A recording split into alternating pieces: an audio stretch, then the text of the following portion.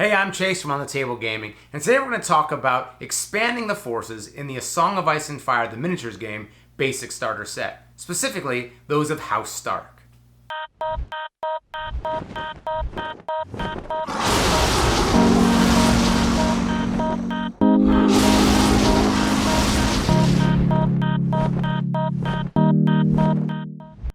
So you've got your Song of Ice and Fire, the miniatures game starter set, and you decided to go with House Stark. Now, at the time of launch, you've really got three options for expanding your forces.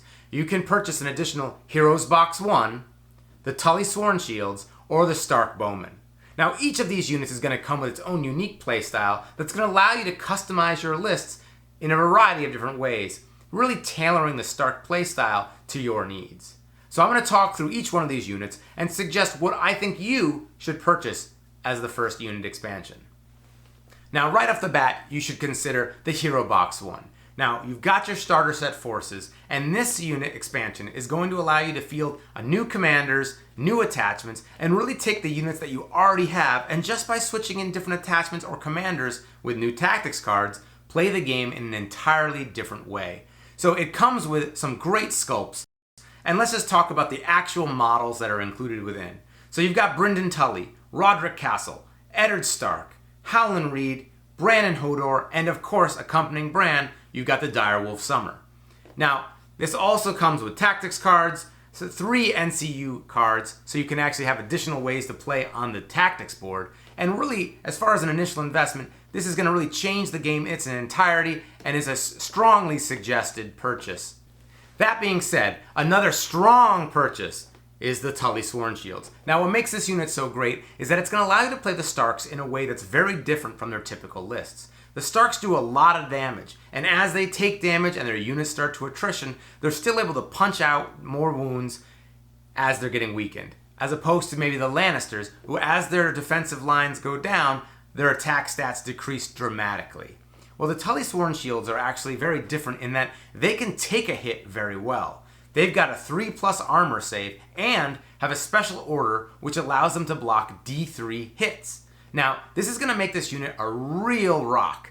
You can put this on an objective, and it's very hard to dislodge, especially when you consider that the rest of your list is going to be maneuvering at a high speed and dealing lots of damage. It makes it really hard to get the combined arms necessary to wipe this unit out. Now, the sculpts are also beautiful, and I actually had some of my favorite miniatures in the entire game included in this box set. And this is a great choice if you're looking for a unit that can take a tremendous beating and still stay standing. Now, the final unit I'm going to suggest here is the Stark Bowmen. Now, these guys are great, and I suggest this being one of the first major units that you purchase. It's really up between this and the Heroes 1 box set as far as versatility, but if there's a hero in the starter set that you already enjoy playing, then definitely go with the Stark Bowmen. Now, what's so great about this unit is that it's going to allow you to deal consistent damage at range. And not only can this unit fire at long range, which is great, it also can ignore line of sight, meaning terrain and other units when firing.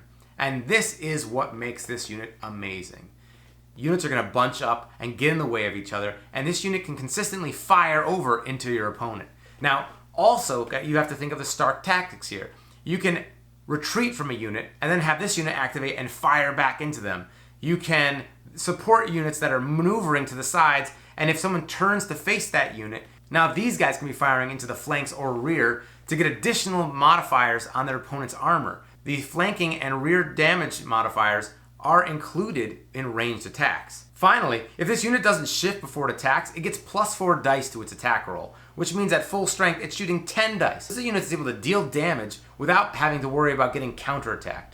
Now, can this unit be maneuvered down and killed easily? Yes, it certainly can. And the Knights of Casterly Rock, the Bolton Flayed Men, those are all going to be targets that are hunting for your archers. However, it's not that expensive of a unit, and if your opponents are wasting a 10-point unit to deal with your 6 points, in many ways that can be a victory in itself.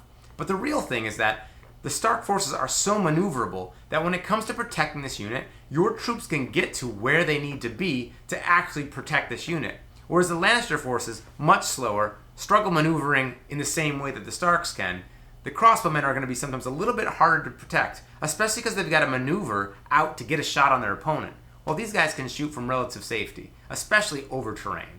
So I suggest this as the first major unit set that you expand to help expand your forces. Now that being said, if you can get both, your second purchase or one of the first two should also be that Hero Box 1, just so you can get a variety of styles of play and figure out, okay, what's the way you want to field your army going forward. In the end, any one of these options is going to expand the way you play House Stark, and you might also consider just going by which unit looks the coolest.